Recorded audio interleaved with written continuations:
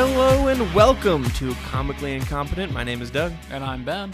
And this week we're going to be talking about Taskmaster. This is the start of our Black Widow month leading up to the movie Black Widow. Here we go. So this week we have a beer called No One Taught That to Me Yet, and Ben will go into why that's so clever. But first, this is a beer from a collaboration between Three Weavers Brewing Company, which is in Inglewood, which is Los Angeles, California, and Urban Roots, which is in Sacramento, which is Northern California. And this is a Farmhouse Ale Saison, which I looked up what that means, and it wasn't very helpful, but it's kind of like a sour. And we'll talk more about what we think of this beer at the end of the show. So Ben, why don't you talk a little bit about Taskmaster? Boy, have we got a task ahead of us today. You make me sigh too many times when we record these episodes. Hey, you know what though? I got faith. We're going to master this task. Yep, there it is again. Yep, there it is again.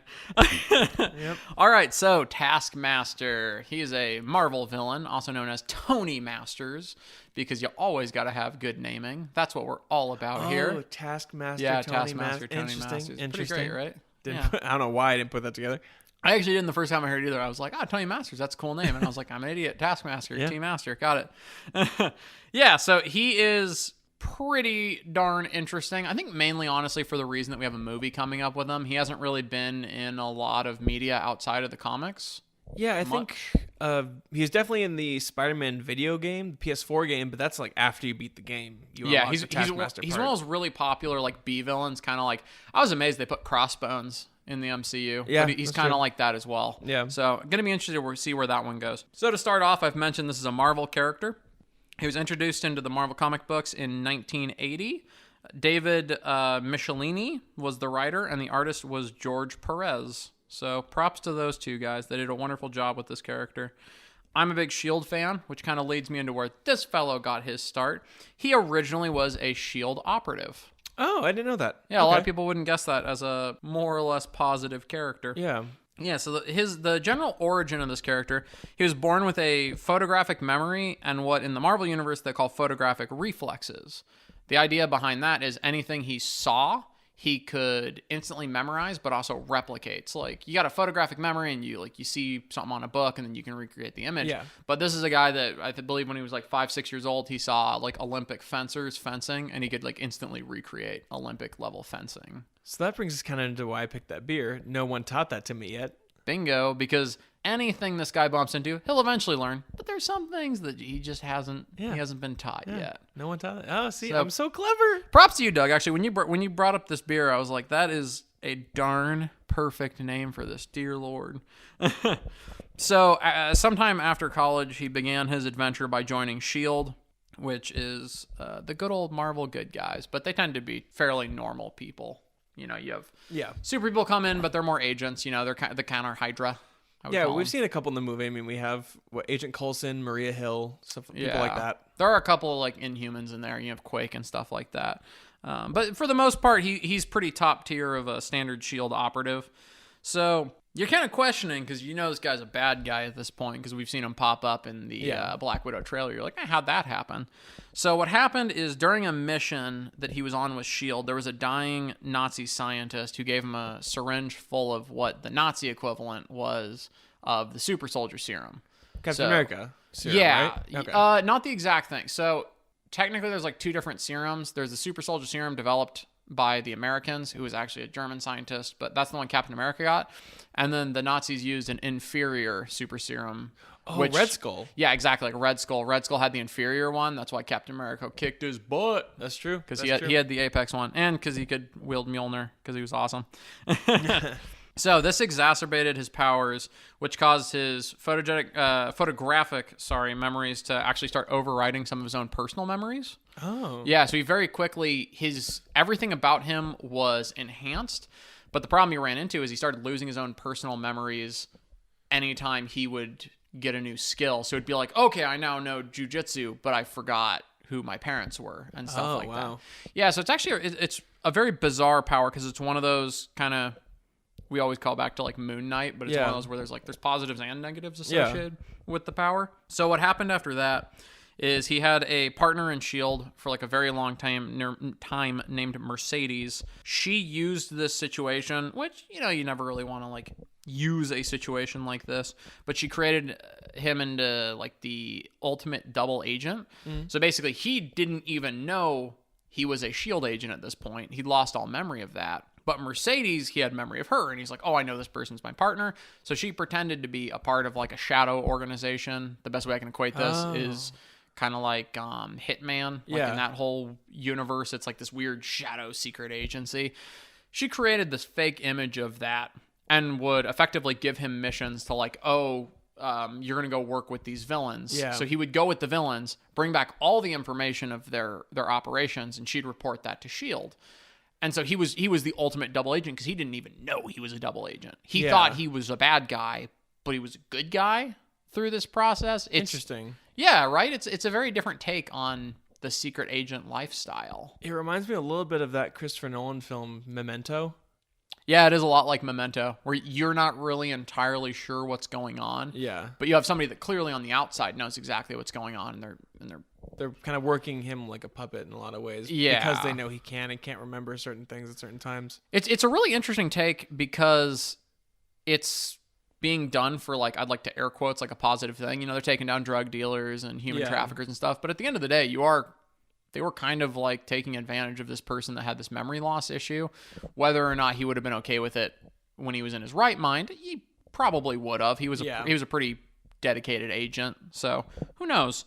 Eventually, though, he kind of departed ways from that because he made a lot of money through this because he was actually doing these back deal jobs, working in the underground, as one might call it. Yeah. He earned enough money to actually open up his own academy, believe it or not. Which this is where I think it could be very interesting in the Black Widow story, because in the comic books he opened something called Taskmaster's Academy because around this time he took on the name Taskmaster. That was his like immediate underground name, villain. Yeah, and Black Widow was a part of some kind of academy. Yeah, she was a part of the academy called the Red Room, which I'm curious if maybe in the MCU they'll tie these together and just be like, they're both just the academy. Like maybe Taskmaster came out of the Red Room Academy or something like that. Either came out of or even founded it. Okay. Because looking at that movie, we don't really have an age on him. We don't even know who's playing him for sure. Yeah, that's true. They're keeping it really shrouded, which I think is very creative. Yeah. For the character of Taskmaster. Yeah, I'm a big fan of that. Yeah, we don't know who's going to play him, which we'll go into more movie stuff. Benicio del Toro. We already used him. Yeah, I know. He's in the MCU. Dude, everybody's in the MCU. Yeah. Yeah, so that essentially began his, I'd call it like life of crime, is him starting that.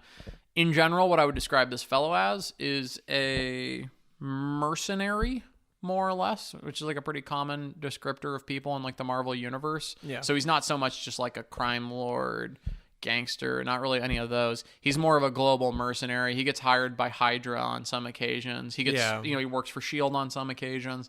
He's like a gun for hire. Okay.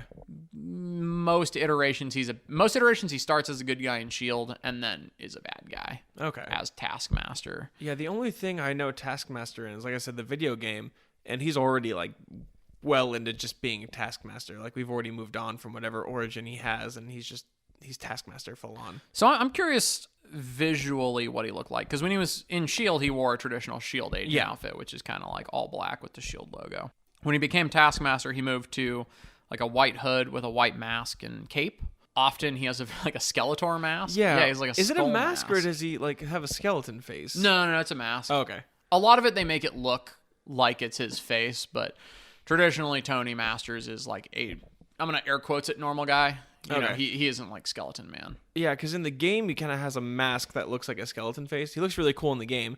My issue so far is that in the movie we've seen a little bit of what he's going to look like, and it looks like he's just wearing a ski mask. Yeah, see, it kind of looks like a paintball mask to me, which is not. And it's also it's very dark. Taskmaster, I have the hardest time with that.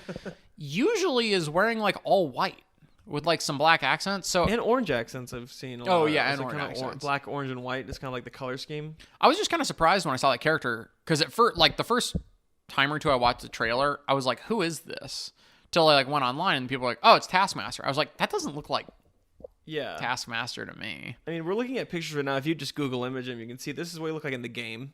Okay, that's he's not usually as like, he looks pretty mech suit in the It's very the game. mech suit. He's a little less mech suity in the comics, but as far as like the helmet and hood are pretty spot on. Yeah, then movie looks like a motorcycle helmet. Yeah, almost, motorcycle helmet. with like kind of someone haphazardly painted skeleton mouth on the bottom of the helmet. Yeah. So I'm interested to see the way that goes, because that's definitely a different take on it. But you know what? That being said, like Captain America went through, 7 or 8 different costume changes throughout, some from very different eras. Like, you know what? Maybe they'll make it work. And Yeah. maybe it'll look good. So I got faith. MCU is the Ben seal of approval. You have my faith. You can proceed, Yeah. Marvel. I mean, I remember when they first announced certain villains and stuff, and I was like, all right, well, how's this going to go? Like, because I feel like Marvel falls into the trope a lot, which is kind of, I guess, not a problem, but the villain is just a recolor of the hero in a lot of their movies. They do that a mean, lot. literally Look at Black- Abomination. Yeah, Abomination, the Ironmonger in Iron Man, just using one of Tony Stark's suits. Or I think two best examples are Black Panther when He's Killmonger literally just fighting used another the suit. Black Panther. Yeah, or Ant-Man. What's his name? The villain's name. Yellow Jacket. Yellow Jacket just uses basically another Ant-Man suit that can fly. Yeah. And so I think Marvel Well, and falls then into that. even Captain America and Red Skull are Yeah. scientifically the same kind of Exactly. creation. It's just one has the power of freedom. So I think that I think that Taskmaster might not look exactly as I feel like a lot of the comic book fans and even video game fans would think he should look like. But I trust Marvel. I think Marvel can do a good job. I think they'll make him be pretty cool and make him be a good villain. I'd agree with that. Now to get a little more specific kind of on the different powers that this fellow associates himself with. We've kind of covered a good chunk of them, but I'm just going to kind of lay them out in a little format here. We don't have to do our guessing game because we've gotten a good chunk of them. Yeah, and I kind of already knew a little bit. Like I said, I played the video game. They kind of talk about it there. I picked up the beer, so it kind of shows I have a relatively decent understanding of what he can do. I think he's the most varied one-trick pony of all time. Yeah. Because realistically, what his entirety of his power, 99%, is that his ability, that photographic memory and photographic reflexes. Again, like I was saying earlier, when he was 5 years old, he was watching Olympic fencing. Yeah. Learned how to fence off of that. He's done things like go toe-to-toe with Captain America, learning his style. Kind of the easiest way that I can equate it, if everybody's seen something in the MCU, is you're seeing in Captain America Civil War, you have Captain America and Iron Man fighting. Yeah. And at one point in the fight, is it Friday, the name of his thing in the Yeah, movies? he has Friday I know at he that jumps point. between a couple of them. Well, no, it's in the movies. It's Jarvis, then Jarvis becomes Vision, then he has Friday. Then he has Friday, yeah. Yeah, so Friday's like, analyzing fight patterns. And then he's like, we've analyzed the fight patterns. And then he just kind of like whips Captain America's butt. Yeah, right when she analyzes it, he just catches one of the punches the cat's throwing. Yeah. That's basically exactly how anyone fighting Taskmaster works. Is like But he you get a doesn't- couple yeah. punches in, and then it's like he just gets it, and he's like, then he can flip it on you, basically. But he doesn't need a $1 billion AI to help him. He can just He's do got it. he's got that $1 million man brain. Yeah. Yeah, he does it au natural. Yeah, I think it's really cool because that's one of those powers that I think people in their everyday life would kind of hunger for. Like, oh God, how great would that be? And there's people that are not to the same extent, but are pretty darn good at this skill. Yeah. So that's pretty swell. He also has enhanced physical strength and durability. Okay. Which I know we throw in like a ton of them. He's not Captain America. He's not Aquaman. He can't like take a bullet and then just be like, oh, I'm good. But like, he's the kind of guy like you might see in the MCU where he gets like thrown off a bridge and he still crawls He's back still up. fine, yeah. Yeah. He's, I get the feeling they probably would say that about Hawkeye as well. Probably that same kind of category. That's true. Yeah, I can see that. He's no Bucky Barnes. But he's pretty cool. Yeah. And then I included this in the powers section just because I think it's worth stating because it impacts his character a lot. Yeah. But then amnesia. Like the fact that every time he's learning a new skill at this point, he's also losing a part of himself. It might be that he's losing another skill. He might be losing part of who he is. I didn't know that about him. I didn't know that he forgot something to learn something. I had no idea. Pretty awful, right? Yeah. Yeah. I mean, I guess your brain can only fit so much knowledge. But what are you going to do? Yeah, so you were saying that he was a good guy, but unknowingly a good guy. Yeah, so originally he was knowingly a SHIELD agent. Like he signed up for SHIELD, worked his way up the ranks, one of their top agents. And then essentially when he got that super soldier serum, It enhanced everything, including his memory. However, well, I shouldn't say his memory, but I should say his photographic reflexes. So he was able to learn things, but that was just pushing out the knowledge of other stuff. So he forgot he was a SHIELD agent. Yeah. Which, I'm going to be honest, it seems just as easy to remind him he's a SHIELD agent as it is to create like a fake company that he like is doing stuff for. Hey, but you know what? To each his own. Maybe that was easier to re-explain over and over again. Yeah. So how do you think they're going to tie him in as a villain for this movie? So I haven't 100% nailed down the time frame of this movie. I've heard people say that it's like right before Civil War. I've heard it's right after between Civil War and Endgame. So when Black Widow's on the run. So like during Black Panther. Yeah, so I think it's supposed to be when Cap at the end of Civil War, Cap breaks his team in Civil War out. So him, Falcon. Okay, and Shield's fallen at this point. Shield's not. Yes. Shield was infiltrated by Hydra. So I think she goes back. I think the whole thing is that she's on the run after Civil War, so she goes back to Russia. I think that's where she's from, to go see her family, which is then where this movie takes place. Which it seems from the trailer it takes place a lot in the U.S. as well. So maybe she comes back. I'm gonna guess it's everywhere. I'm gonna guess this movie's like freaking everywhere. So I'm gonna say that I think that's what I've heard when it's supposed to be somewhere between Civil War and Infinity War when she's on the run from. That makes sense to me. Honestly, I think there's a lot of great ways they can work him in. So one of the things about Taskmaster, like through the years, is he kind of just gets hired by everybody. So like once he finishes his whole he does his academy thing, they're basically just guns for hire. Like they have no particular tasks in and of themselves. They get hired out and do work for other people. That's why I was asking, is this already after S.H.I.E.L.D. has fallen and they discovered Hydra? Because, in a lot of them, he's hired by Hydra. Yeah. He works alongside, Crossbones. That's why I thought that was interesting point to bring up earlier. Yeah. Yeah, so in a lot of them, he works like that. I'm going to guess he's a gun for hire in this. I'm going to guess he's not, the main bad guy, but he's the main bad guy's muscle. So you think there's going to be somebody else that we don't know about yet, as of recording, that we don't know is a villain? Yes, I think it's going to be one of those. Okay. It could be as easily as, at the end of the movie, it turns out, maybe Red Guardian's a bad guy, or one of Black Widow's sisters ends up being the bad guy. That's the tough thing. We're throwing it into this movie, which traditionally in the Marvel Universe, the characters coming from, Russia are probably bad guys. But they've set it up as such that, the Red Guardian, who's, well-known Russian character, looks like he's going to be, air quotes, a good guy. Yeah, which I'm sure he might be a little brutal, but... Yeah, we'll talk about in our Red Guardian episode, which I'm excited for, because I think David Harbour's probably going to be really great. David Harbour is fantastic. And I like the Red Guardian. I love all of the, pure antithesis of other characters. Everybody's inverted character, I think, are, really fascinating to look at. That's one of the other things I'm interested to see Black Widow with the other, assassins. Yeah, because we have Florence Pugh in it, who's playing her sister. Yeah, it's another assassin. Yelena Belova. Yeah. And Belova. Rachel Weisz as Melina Yostikov. Yeah, that's I believe it's Crimson Spider and Iron Maiden, I believe are their comic book names. I look at IMDb and they don't say. Yeah, I would believe that that's on IMDb. But hey, so I think there's going to be a lot of interesting ways that they can work him into that. I mean, I'm going to guess he's not a good guy, but theoretically, we don't even know 100% he's going to be a bad guy in that movie. I mean, from the trailer, it implies that he's going to be a bad guy, just from the trailer. But I think you're right. I think I like your point of, I think he might be a muscle for hire from someone who's going to be... This could be setting up a more overarching villain for another set of movies. Oh my God. What happens when we get to the end of the movie? Taskmaster dies, and you just see a recording from the guy that's hired him, and it's Victor Von Doom. Ooh. Well, they do need to start working those characters in, because I know X-Men and Fantastic Four are going to be in the MCU. They just need to be worked in. Did you ever see the sneaky Spider-Man Easter egg for the Fantastic Four? No. For Fantastic Four? Yeah, for the Fantastic Four. If you go back to Spider-Man, what's the newest one? Far From Home? Yeah. At the very end, if you look at signs in the back, the Fantastic Four... organization or whatever they call their thing is taking over the old Stark Industries Tower / the Baxter Tower. Building? Yeah. Is that going to be the Baxter Building? Yep. Ooh. Yeah, there's construction signs up, and it's there's a whole bunch of hints in there, but people have figured that out. Yeah. Yeah.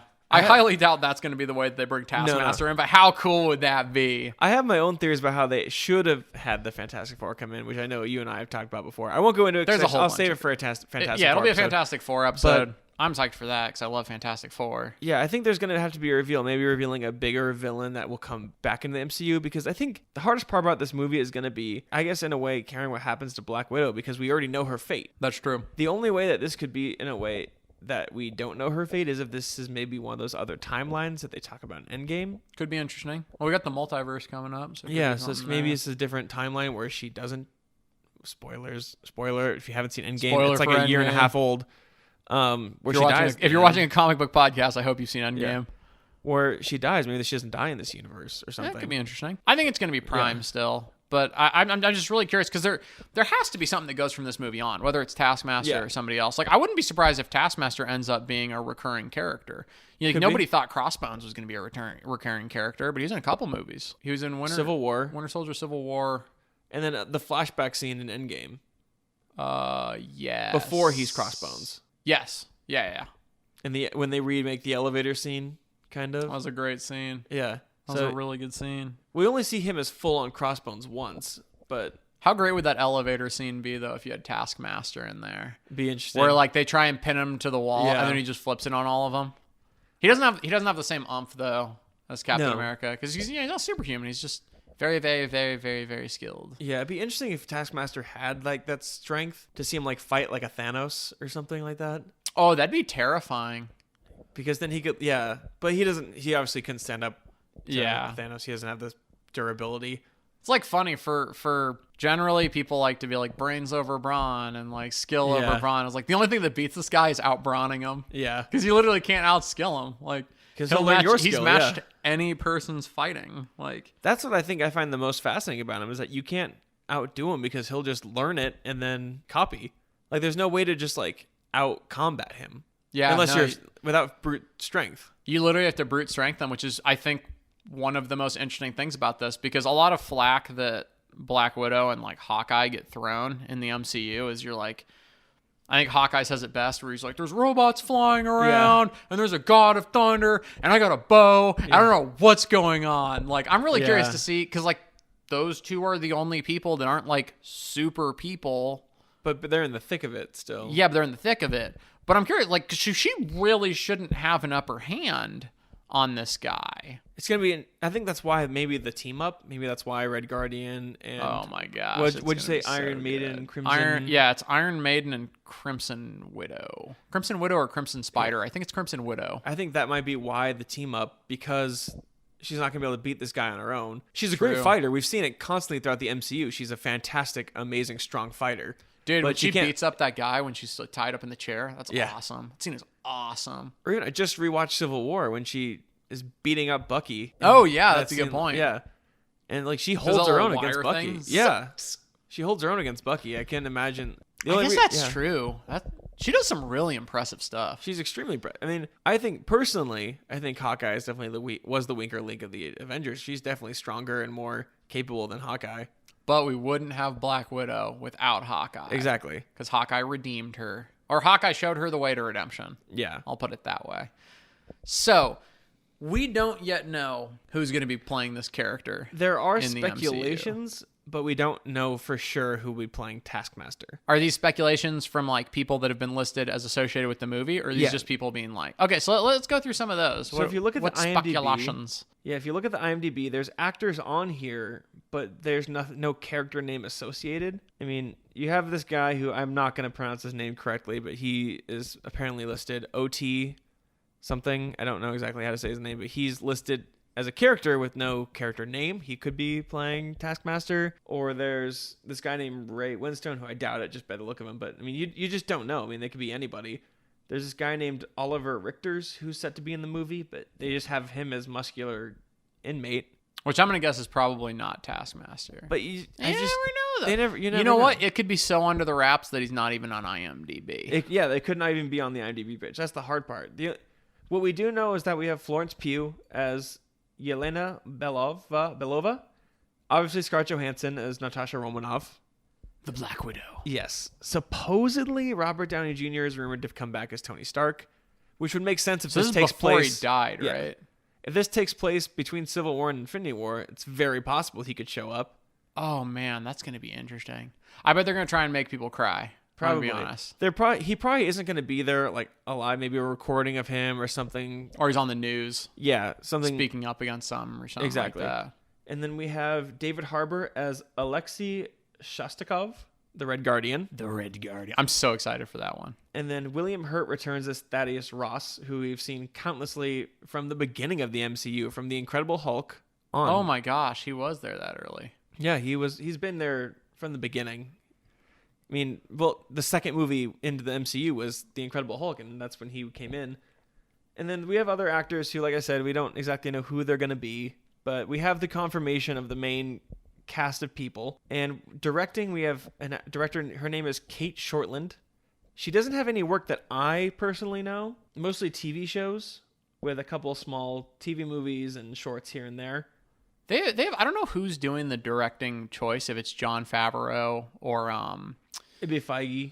Feige. Kevin Feige probably choosing directors. But like, God, they pick these directors that you wouldn't guess, and Yeah. then they end up just being amazing at theirs. Yeah, I never doubt who they choose to be directing. I mean, I didn't know at the time a whole lot about Taika Waititi when he came on for Ragnarok, and he's outstanding. Awesome. I mean, after Ragnarok, I went back and watched all of his other movies, and Ragnarok being amazing still is probably not even one of his best ones. Taika has grown to be one of my favorite directors of Yeah. all time. Like, he is so good. Yeah, And he's fun. Yeah. Oh, he definitely. makes fun movies.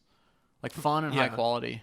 Or even just you get actors or directors like Jon Favreau, who had some good work, but was not. He used to be really, really, really muscular back in the day. Yeah. I think people didn't expect him to come along and do that. He did a great job as Happy. I was Happy, right? Yeah, Jon Favreau. Yeah. But you also Did a have great job. Directors like Ryan Coogler, who'd done some amazing work, Fruitvale Station, and then gone to direct Black Panther. People who Another really good one. They're good at picking people who direct movies not associated with anything superhero, and can come in and make a great superhero movie. I think what they do is they pick. I consider this like the best strategy in coaching, where you pick somebody and you let them play to their strengths. Yeah. You know, like James Gunn. Like, I think James Gunn with Guardian. Like, yeah. They brought him in. They're like, dude, make a James Gunn movie, but it's like about the Guardians, and he just made this like very him. Like no other movie in the MCU. Maybe you could argue Thor Ragnarok is kind of like Guardians, but like just because it has a Taika fun, Waititi romp take around on it. music. Yeah. Did you know, fun fact, that James Gunn wrote Scooby-Doo and Scooby-Doo 2 Monsters Unleashed? Are you serious? I swear to God. Oh my gosh. I did not know that. Yeah, he wrote those. I did not know I remember watching those as a kid and loving them, and then watching Guardians of the Galaxy as an adult, and then going back and watching Scooby-Doo and being like, oh my gosh, James Gunn wrote these? That shows why they're so amazing. Yeah. But I think Kate Shortland, I don't know a lot of her work, but I'm sure she's going to do a fantastic job. I mean, I don't doubt it. Marvel doesn't pick people who, if they think they can't do a good job. And I'm excited. That trailer, I haven't been that excited for a movie, like a superhero movie that's standalone in a long time. Because I feel like the last few years we've had Infinity War. All of them have been leading into the next movie. Like even Thor Ragnarok, like one is not super standalone because, you know, you still had like Bruce Banner in there, everything like that.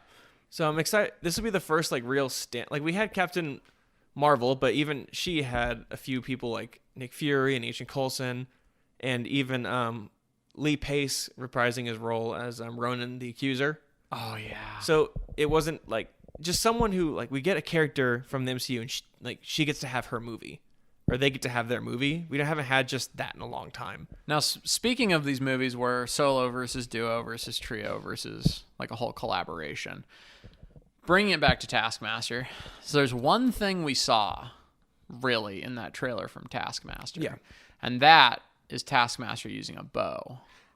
Which I've never seen them use. Again, I'm So comically incompetent, honestly, so I've never seen it. Dudes used every weapon under the planet. My question being is, we have one really famous bow user in the MCU. Maybe he fought Hawkeye. Yeah. Is that what you were alluding to and I just jumped in and said it? Yeah, that's what I'm thinking. I was like, what are the odds? Maybe sort of there's a hint of Hawkeye in this. Maybe he fought Hawkeye in the past? Possibly. Like maybe Hawkeye's... Because this could be a recurring villain. You know, they've talked about it in the movies. Hawkeye and Black Widow obviously had past... Yeah, they talk about... it's not Prague. Where do they say it? They're like, oh, do you remember so-and-so? Maybe they fought Taskmaster there. See, that's what I'm hoping for. I hope that this movie, from its inception, I was hoping it was going to be a tie-in to Black Widow's past, which we know at least somewhat it is, because they've got, you know, the other widows there. Yeah. It should be interesting to see. I have the trailer pulled up right now just so we can see Taskmaster. It is going to be super interesting. Let's get through a little quickly. It's if you guys have not seen the trailer, I think it's incredibly good because I was worried when they first showed it. I was going to be like, how are they getting us to like really care about this character that like we know we think we've seen her whole arc, but apparently we haven't seen her whole arc. They alluded to it in Age of Ultron when Scarlet Witch like does her mind thing to her and she goes back and she sees herself in the Red Room. Yeah. So we know there's more to her, but Black Widow is one of the longest standing heroes we have in the MCU from Iron Man 2, which was the third movie in the MCU on. And we still really don't know anything about her. Which I think was the point. She's a character where you don't know a whole lot about her, which I feel like that's why Taskmaster might be a good villain to bring back. I think that because of the bow thing that you said, I think that's true. Maybe they did fight Taskmaster before and now he's returned. That's what I'm hoping for. I'm hoping that Taskmaster ends up being this like secret villain that they've had all along. Not that it's going to be their main villain. Yeah. But that's one of the things about this movie. And just, for the upcoming weeks, we're going to have a couple episodes in a row where it's all characters from this movie. So we apologize if there does end up being anything that we cover more than once. I'm very excited for this. I think probably the thing I'm most excited for is the character in this film that we know the most about is Black Widow. And we still don't really know a ton about Black Widow. Yeah. So this is the first time we're having a Marvel movie in quite a while that we know very little about any of the characters. And I think that's going to be a grand old time. A grand old time. Watching this again, I don't really even see any proof that...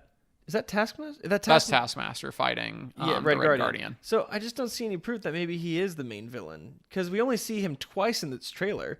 And you never really see him in a position of power. I mean, like, you see him fighting and stuff, but like it's never him pulling strings or anything like that. He looks like, if you go back to Winter Soldier, he looks, like Bucky Barnes, where it's like, oh, he's causing a lot of the conflict, but like Bucky Barnes is clearly not the main bad guy in the Winter Soldier. Like someone's controlling him. Yeah. Yeah. Or every movie that Bucky's in. Yeah, because I think one of the few times besides obviously Thanos, I remember watching like the Iron Man 3 trailer and seeing Ben Kingsley be the Mandarin. He's like, I consider myself a teacher.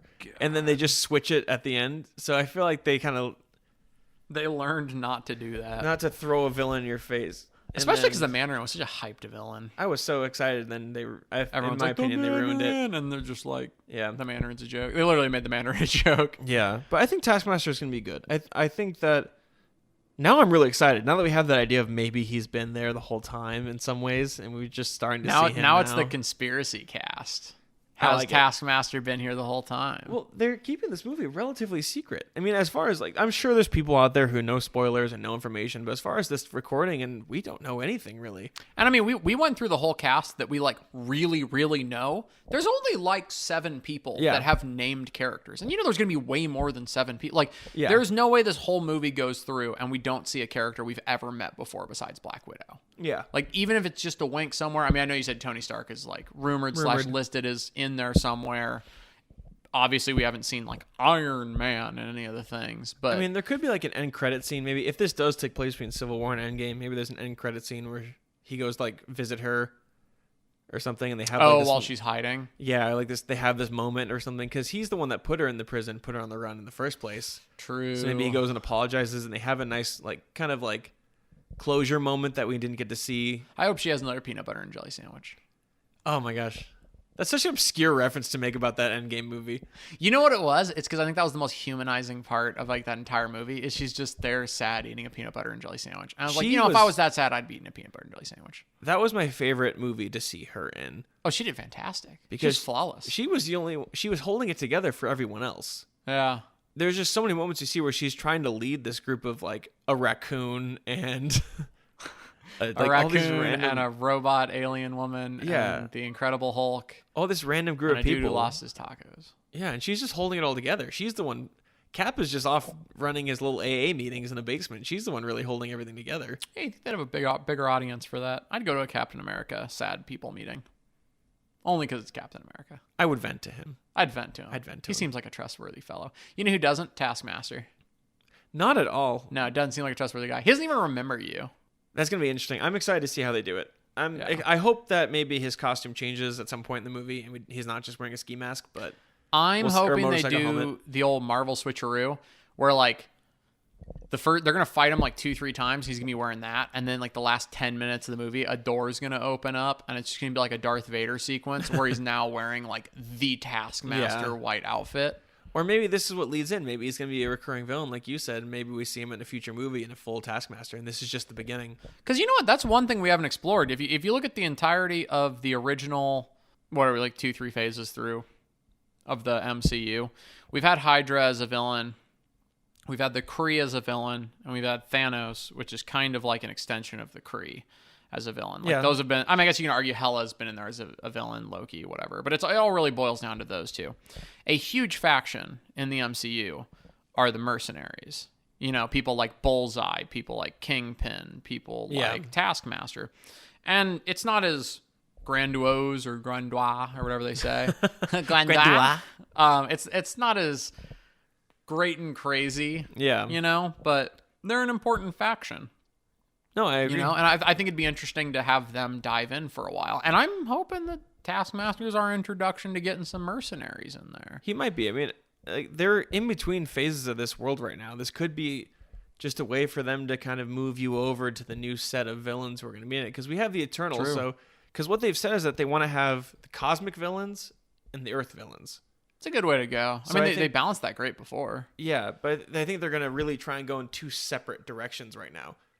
And have like your Eternals do your cosmic villains, and then Black Widow, and maybe, I don't know a lot about Shang-Chi. We'll do a Shang-Chi episode when we get there, when the movie's starting to come out, but like maybe more of the Earth and grounded villains. I think maybe Taskmaster could be a way of like, hey, this is kind of the new thing we're going for of these mercenaries, so get used to this idea, and then the movies will come out, and there'll be kind of more of that villains for the Earth heroes, and then we have the cosmic heroes doing their own thing. I'm also, just to go off topic a little bit, because you mentioned Shang-Chi. Yeah. I am super excited because there's like 700 ways that you could push mutants Through Shang-Chi? into it right now. Okay, so there's a bunch of different ways. It's like, one, for people that don't know, Scarlet Witch in the comics is a mutant. Yeah. She's like an Omega level mutant. She's like one of the strongest. As you'll see in Endgame, like, you know, she's pretty darn strong.